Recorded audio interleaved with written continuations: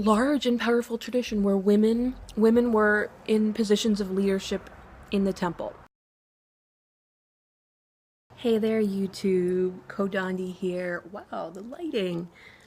I am really the Rudrakanyas because, like, I was a Rudrakanya and I guess I still am a Rudrakanya, but this is a kind of a controversial topic, unfortunately, that my guru has decided to revive this ancient pre-colonial tradition from, the Shaivite temple tradition of women in leadership. You would not think that such a thing would be controversial, but it is. And it's controversial because when the British came into India, they came in and they destroyed the tradition.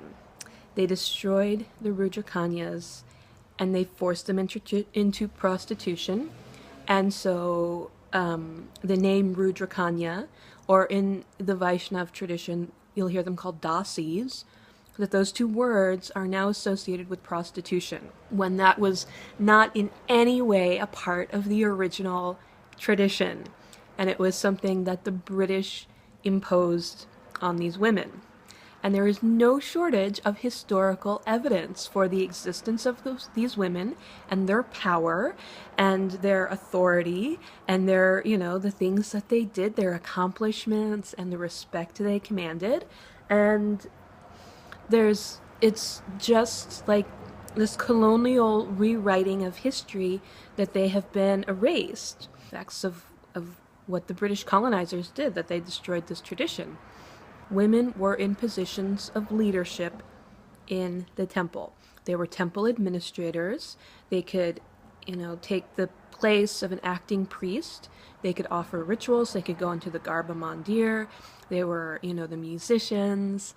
They were the dancers. They were the artists. They were the creative life, the Shakti force present in the Shaivite temples. There's so many, documents, and there's so much historical evidence that we have, their names. We have their images carved in stone, that these women were real and they existed.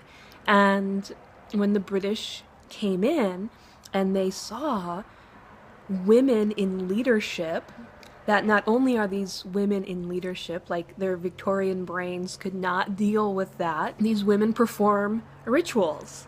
And one of those rituals is dance. And the British also could not get their tiny little Victorian brains around dance as a sacred ritual. What they knew of dance was women dancing is like this body thing associated with prostitution. And, that these women are powerful. And these women wear a lot of jewelry as well. That the Rudrakanyas commanded so much respect that they could walk around topless, wearing only their jewelry, covering their chests and torsos. But so you have these topless women covered in jewelry that are dancing in the temples, that are, the temple administration, and the British just couldn't deal with it, that these women, their very existence was a threat to this, British Western imperial patriarchal order that they were trying to impose. And so they had to destroy them, of course. And they murdered these women, they forced them out of the temples, they took their positions of power away, they, forcibly removed them and would not let them return. They ended, the rituals of dance. They forced these women into prostitution. They, raped and assaulted them. They pimped them out. It was really bad. It was really, really bad. And to the point where the tradition just doesn't exist like it did. That the women that call themselves Rudrakanyas and dasis in recent times have been prostitutes, when in fact the historical Rudrakanyas were monastics. They were brahmacharis. They were, celibate, and definitely not prostitutes. And in fact, when they walked around without their shirts on, without their blouses, with their chests only covered in jewelry, that they commanded so much respect that no one would dare look at them wrong, and that people approaching them would look at their feet. instead of looking at like their chests. It's a non-issue for the pre-colonial tradition to have these women, but then the British came in and were like, no, no, no, we can't have this. They're gone. So now everyone has learned the British version of the story, and not many people have researched the, earlier history. My guru has, and is, finding this amazing information out about these women. I mean, the information that's in the oral tradition as well, that when you talk to people at the current leadership of temples that historically had Rudrakanyas in leadership, they still tell stories about the great deeds of the Rudrakanyas of the past. That, they can show you a wall where all of their names and pictures are carved into the wall. That, that these women are still very alive in, the energy of the tradition. And it's my guru, Paramahamsa Nityananda, that is bringing this back, people in female physical bodies today, to be able to embody this, amazing sacred Shakti energy of the ancient Rudrakanyas. It's been, like, for me, it was like a really, really amazing experience to be a part of that.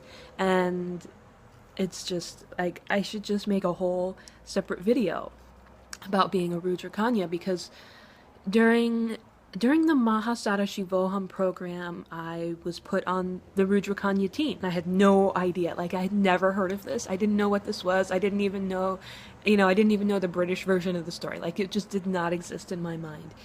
And now all of a sudden, like, I'm this thing and I don't know what it is. And I, have to learn really fast what this is, what's, what we're doing.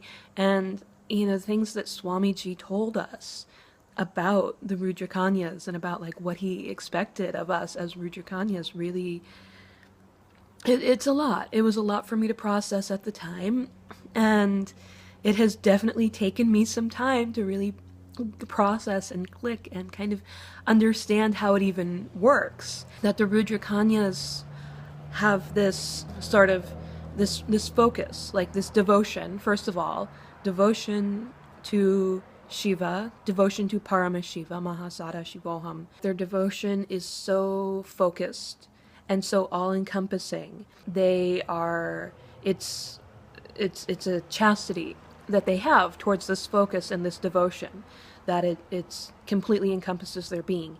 And they exist as the extensions of Shiva himself, of Paramashiva himself, that their devotion is so strong and their actions are so focused on devotional service to Shiva that they become his physical extensions.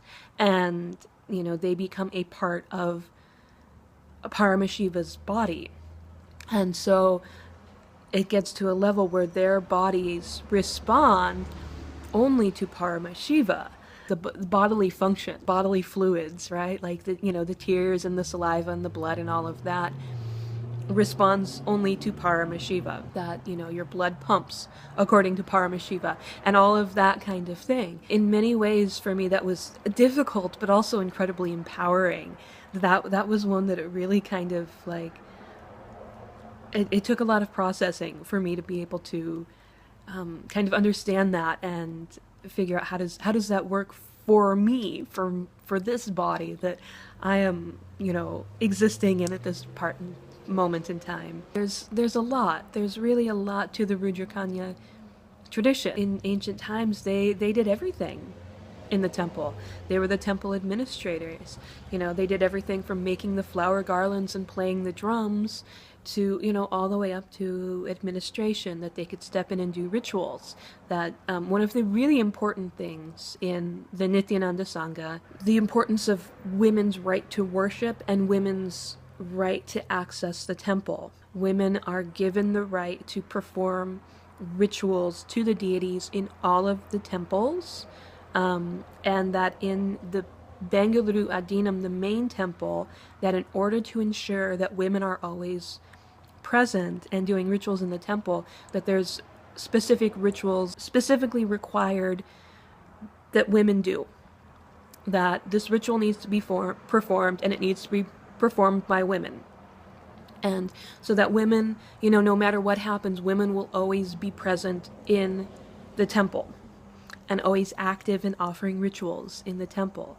And it's, being able to do that, being able to do the rituals in the temple was so, amazing. I've made videos about that before. You can see that before, about just, the healing and the power and the just experience of being in the Garba Mandir, offering Abhishekam, and being the one to wake up the deities and put them to sleep at night. It's just wow, amazing.